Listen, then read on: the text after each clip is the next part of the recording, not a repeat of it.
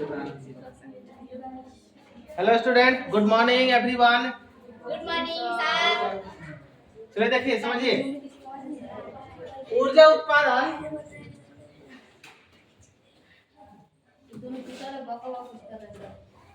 बदमाशी मत कीजिए, समझिए ना। देखिए, ऊर्जा का उत्पादन, एटीपी का निर्माण। आप लोगों को कल बताया गया था कि जो ऊर्जा का उत्पादन होता है वो किस में होता है? एटीपी में होता है। किस में होता है? एटीपी में होता है। ठीक है, ऊर्जा का उत्पादन कहाँ होता है? एटीपी में होता है। और एटीपी का फुल फॉर्म क्या होता है, बता दो बाबू। एडिनोसिन ट्राइफॉस्फेट,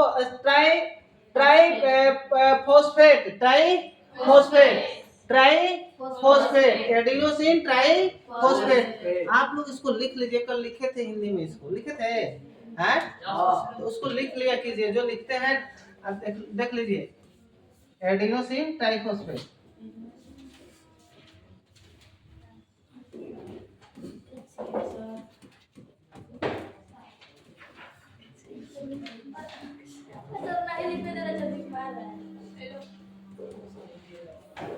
ट्राइफॉस्फेट समझ में आ रहा है? दिखाई दे रहा है ना? आगे देखिए, श्वसन के दौरान जो ऊर्जा निकलती है उसे माइटोकॉन्ड्रिया एटीपी अणुओं के रूप में जमा करता है। जो भी ऊर्जा निकलता है तो एटीपी क्या करता है, उसको ऊर्जा के रूप में कलेक्शन करता है, ऊर्जा के रूप में जमा कर लेता है। यानी उसको क्या किस में बदल देता है? अणुओं में बदल देता है। किस में बदल देता है? अणु के रूप में बदल देता है। लेकिन वो अणु होता क्या है? ऊर्जा होता है। क्या होता है? ऊर्जा होता है। फिर उसके बाद क्या, एटीपी को कोशिका की ऊर्जा मुद्रा कहा जाता है। इसीलिए एटीपी को क्या कहा जाता है? ऊर्जा मुद्रा कहा जाता है। क्या कहा जाता है? ऊर्जा मुद्रा। क्यों? क्योंकि जो भी शोषण के दौरान ऊर्जा निकलता है तो एटीपी उसको क्या करता है? अणुओं में बदल देता है। किस में बदलता है? ऊर्जा वाला अणुओं में बदलता है। इसीलिए एटीपी को क्या कहा जाता है? ऊर्जा मुद्रा कहा जाता है। ठीक है, यानी एनर्जी करेंसी, जिसको हम लोग इंग्लिश में क्या कहते हैं? एनर्जी करेंसी बोलते हैं। ठीक है, शरीर की सभी जैविक क्रियाओं जैसे चलना, सोचना, बढ़ना के लिए इसी एटीपी ऊर्जा मिलती है। मतलब जो भी शरीर की जो भी क्रिया करने में जो भी ऊर्जा लगता है वो कहाँ से मिलता है? एटीपी से मिलता है। क्या कहाँ से मिलता है? एटीपी से मिलता है। कहाँ से मिलता है? एटीपी से मिलता है। ठीक है, अगर एटीपी सोचिए नहीं रहे, एटीपी कमजोर हो जाए तो हम लोग को एनर्जी बहुत कम मिलेगी, एनर्जी मिल ही नहीं पाएगी। कमजोर है, इसीलिए हम बहुत थकान महसूस होने लगा, चलने पर भी महसूस होने, चलेंगे बोलेंगे तो बिल्कुल थक जाएंगे। क्या हो जाएंगे? थक जाएंगे। एटीपी को मजबूत होना चाहिए। क्या होना चाहिए? एटीपी को मजबूत। ये कैसे मजबूत होगा? जब हम लोग पौष्टिक आहार लेंगे तब। आगे बढ़ते हैं। ये तो आप लोगों ने जाना कि शरीर की सभी जैविक क्रियाओं जैसे चलना, सोचना, बढ़ना के लिए इसी एटीपी से ऊर्जा मिलती है। ठीक, आगे नेक्स्ट चलते हैं। क्या बोल रहा है? सतह के क्षेत्रफल में वृद्धि। सतह के क्षेत्रफल में वृद्धि यानी रोल ऑफ क्रिस्टी, रोल ऑफ क्रिस्टी, सतह के क्षेत्रफल में वृद्धि। तो समझिए ये क्या है? माइटोकॉन्ड्रिया, माइटोकॉन्ड्रिया की भीतरी एक मिनट,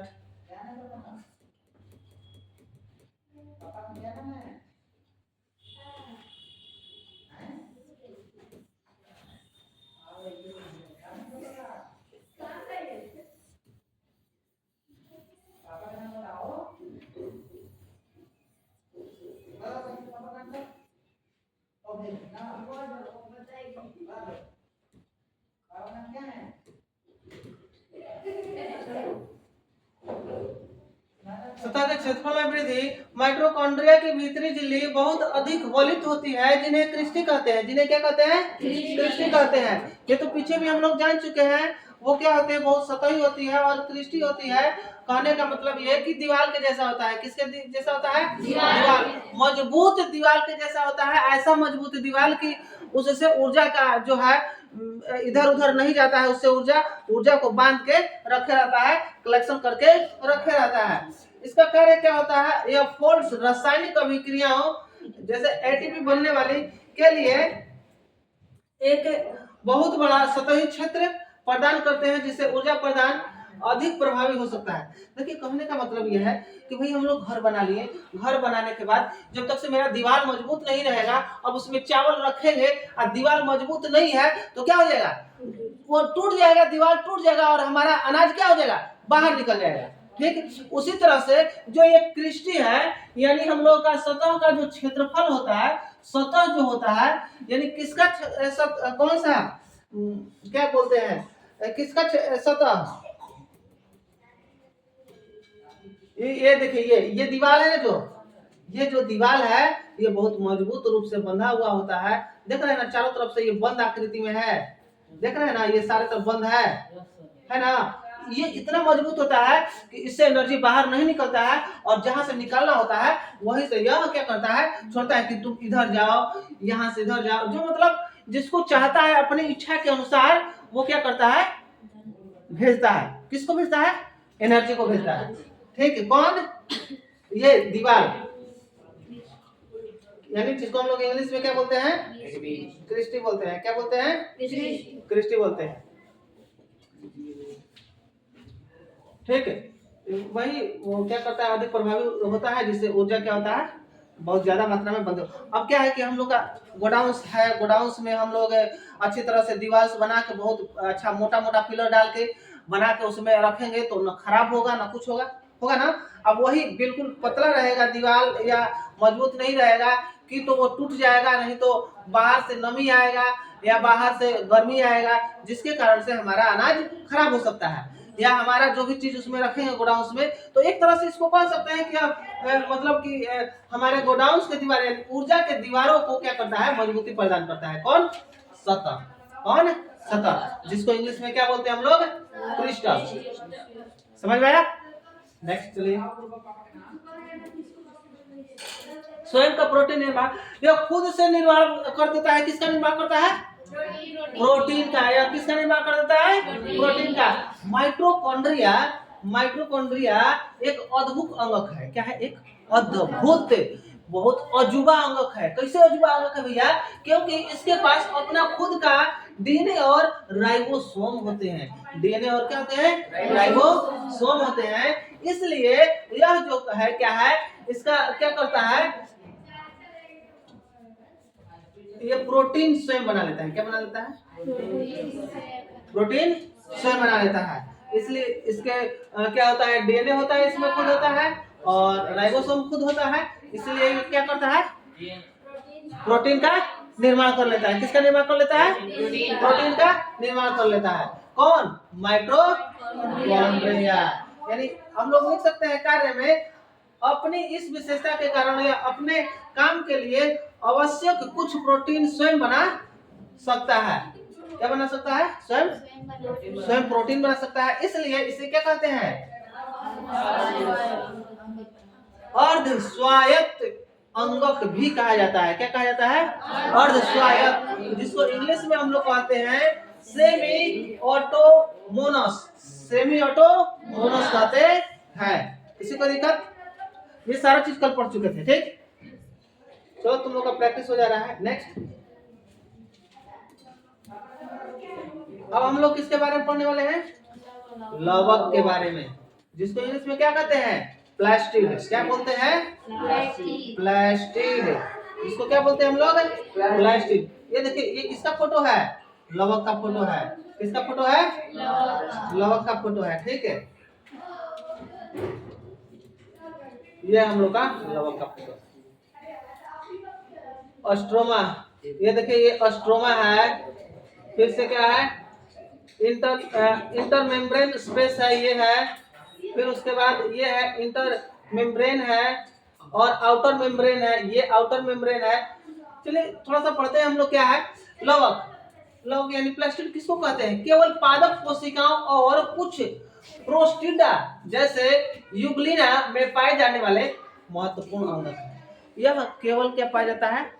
मतलब ज्यादातर पौधों में पाया जाता है। किसमें पाया जाता है? पौधों में पाया जाने वाला यह क्या है? लवक है। ठीक है। और कुछ जैसे युगलिना युगलिना कोई क्या होगा जीव होगा, उसमें भी यह पाया जाता है। ठीक है। नहीं तो किसमें पाया जाता है? मोस्टली किसमें पाया जाता है? पादप कोशिका में पाया जाता है। किसमें पाया जाता है? पादप कोशिका में। जंतु कोशिकाओं में यह अनुपस्थित होते हैं, यानी यह नहीं होते हैं। जंतु कोशिका में क्या होते हैं? यह नहीं होते हैं। जंतु कोशिका में यह और नहीं होता है। लवक कहाँ होता है? पादप कोशिका में। पादप कोशिका में क्या होते हैं? लवक होते हैं। ठीक है। जंतु कोशिका में अनुपस्थित होता है। नेक्स्ट आगे बढ़ते हैं हम लोग। लवक के प्रकार क्या है? लवक मुख्य रूप से 3 प्रकार के होते हैं। लवक कितने प्रकार के होते हैं?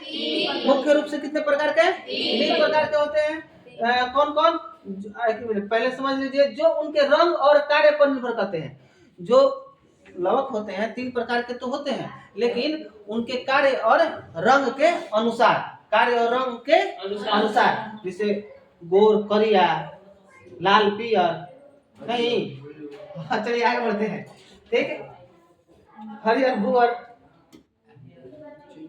देखिए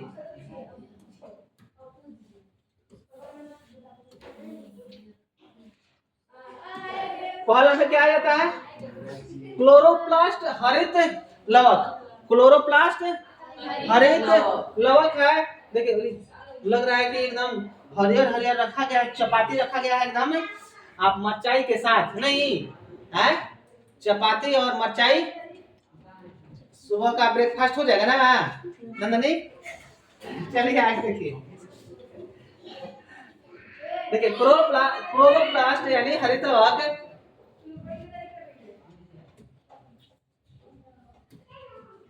हरित लवक पौधों की कोशिकाओं में पाए जाने वाले सूक्ष्म कोशिकांग है। यह क्या है? सूक्ष्म कोशिकांग, यानी कोशिका का अंग होता है। यह क्या होता है? कोशिका का अंग होता है। ये मत समझ लेना चपाती है, ठीक ना? ये चपाती नहीं है।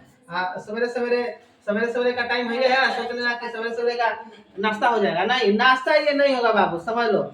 ये क्या है? कोशिका का एक छोटा सा अंग होता है। कोशिका का यह क्या होता है? छोटा सा अंग। उसका नाम क्या है? उसका नाम क्या है? हरित लवक। हरित लवक। इंग्लिश में इसको क्या कहते हैं? क्लोरोप्लास्ट कहते हैं। क्या बोलते हैं? क्लोरोप्लास्ट कहते हैं। हरित लवक पौधों की कोशिकाओं में पाए जाने वाले सूक्ष्म कोशिकांग है। ये दोहरी झिल्ली से घिरे रहते हैं। ये कैसे रहते हैं? दोहरी झिल्ली से घिरे रहते हैं। देख ले 2-3 वामू डाल दिए ना। तो इसको साफ कर लेते हैं। ठीक है, इसको साफ कर लेते हैं। देखिए दोहरी झिल्ली से क्या होता है? घिरा हुआ रहता है। झिल्ली कहने का मतलब ना, समझो बाबा, झिल्ली कहने का जैसे हम लोग कपड़ा पहनने रहते हैं ना, है उसी तरह से इसके ऊपर मतलब एक छोटा सा पतला पतला कपड़ा जैसा होता है, रेशे के जैसा होता है। उसी को क्या कहा जाता है? झिल्ली कहा जाता है। क्या कहा जाता है? झिल्ली। वो तो कपड़ा रेशा के जैसा, मतलब रेशा एक एग्जाम्पल उदाहरण के तौर पे दे रहे हैं। वो कोशिका होता है। अब इतना छोटा होता है कि रेशा थोड़ी जाएगा। समझिए कि हम लोग एक बूंद ब्लड में बहुत सारे कोशिकाएं रहते हैं, जिसको गिना नहीं जा सकता है।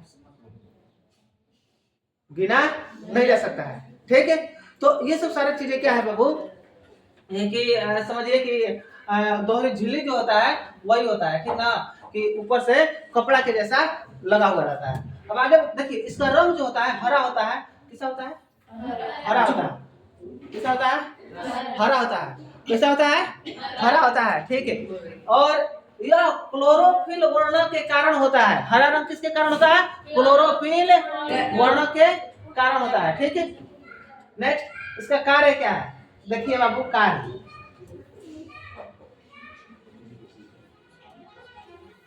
देखिए इसका